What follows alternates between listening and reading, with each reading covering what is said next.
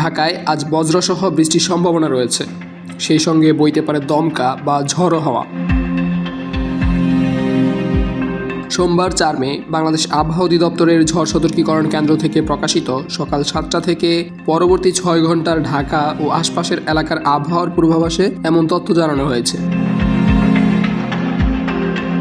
এতে বলা হয়েছে দুপুর পর্যন্ত আকাশ আংশিক মেঘলা থেকে মেঘাচ্ছন্ন থাকতে পারে। একই সঙ্গে এ সময় বৃষ্টি অথবা বজ্রসহ বৃষ্টির সম্ভাবনাও রয়েছে। দক্ষিণ বা দক্ষিণ পূর্ব দিক থেকে ঘন্টায় 10 থেকে 15 কিলোমিটার বেগে বাতাস প্রবাহিত হতে পারে, তবে অস্থায়ীভাবে পশ্চিম বা উত্তর পশ্চিম দিক থেকে ঘন্টায় 30 থেকে 40 কিলোমিটার বেগে দমকা বা ঝড়ো হাওয়া বয়ে যেতে পারে। দিনের তাপমাত্রা সামান্য বৃদ্ধি পেতে পারে বলেও জানানো হয়েছে।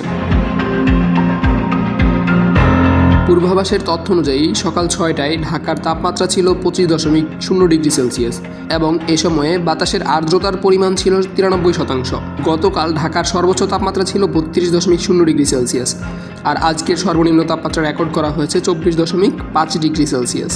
গত 24 ঘন্টায় ঢাকায় সামান্য বৃষ্টিপাত রেকর্ড করা হয়েছে।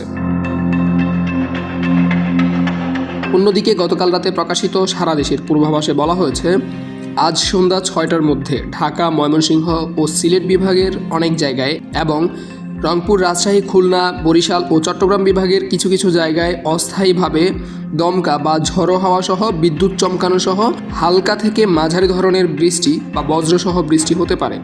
সেই সঙ্গে ঢাকা, ময়মনসিংহ ও সিলেট বিভাগের কোথাও কোথাও মাঝারি ধরনের ভারী থেকে অতি ভারী বর্ষণ হতেও পারে।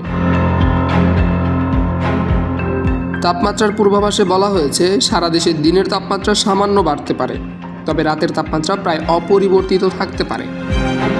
Abdul Al Mamun, news desk, Public Tribune.